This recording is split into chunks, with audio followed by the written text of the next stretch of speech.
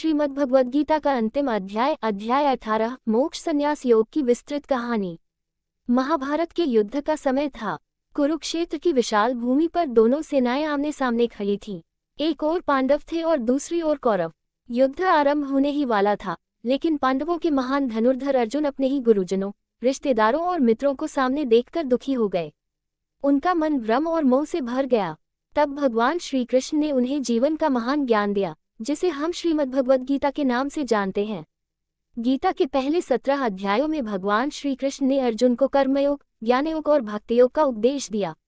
अब 18वें और अंतिम अध्याय में वे अपने समस्त उपदेशों का सार अर्जुन को समझाते हैं।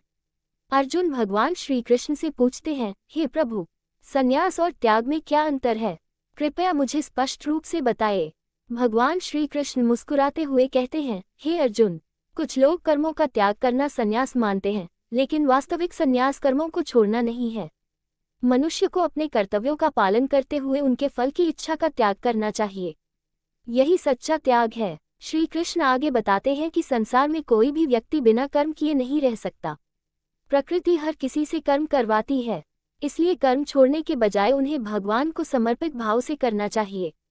फिर भगवान 3 प्रकार के ज्ञान, 3 प्रकार के कर्म और 3 प्रकार के कर्ताओं का वर्णन करते हैं।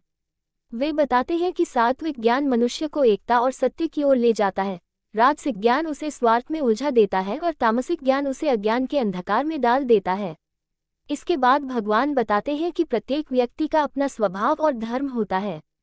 किसी दूसरे के धर्म को अपनाने से अच्छा है कि मनुष्य अपने धर्म का पालन करे, चाहे उसमें कुछ कठिनाइयां ही क्यों न हो।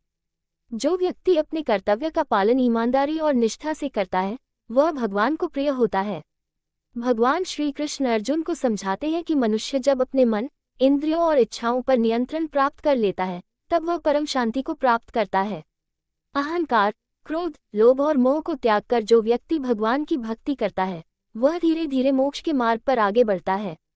इसके बाद भगवान भक्ति की महिमा बताते हुए कहते हैं, हे अर्जुन, जो भक्त प्रेम और श्रद्धा के साथ मेरा स्मरण करता है, मैं स्वयं उसकी रक्षा करता हूँ। वह मुझे प्राप्त कर लेता है और जन्म मृत्यु के बंधन से मुक्त हो जाता है। अब श्री कृष्ण अर्जुन को अपना सबसे गुप्त और सर्वोच्च उपदेश देते हैं। वे कहते हैं, अपने मन को मुझ में लगाओ, मेरे भक्त बनो, मेरी पूजा करो और मुझे प्रणाम करो। ऐसा करने से तुम निश्चित रूप से मुझे प्राप्त करोगे। फिर भगवान वह अमर वचन कहते हैं जिसे गीता का हृदय माना जाता है। सर्वधर्मान् परित्यज्य मामेकं शरणं व्रज, अहं त्वा सर्वपापेभ्यो मोक्षयिष्यामि मा शुचः। अर्थात सभी प्रकार की चिंताओं और आसक्तियों को छोड़कर केवल मेरी शरण में आ जाओ, मैं तुम्हें सभी पापों से मुक्त कर दूंगा। तुम किसी प्रकार की चिंता मत करो। ये दिव्य उपदेश सुनकर अर्जुन का सारा मोह समाप्त हो जाता है। जो अर्जुन पहले युद्ध से पीछे हटना चाहते थे, वे अब आत्मविश्वास और ज्ञान से भर जाते हैं। वे भगवान श्री कृष्ण से कहते हैं, नष्टो मोह स्मृतिर्लब्धा त्वत्प्रसादान् मयाच्युत। अर्थात, हे अच्युत, आपकी कृपा से मेरा मोह नष्ट हो गया है, मुझे सत्य का ज्ञान प्राप्त हो गया है। अब मैं आपके आदेश का पालन करूंगा।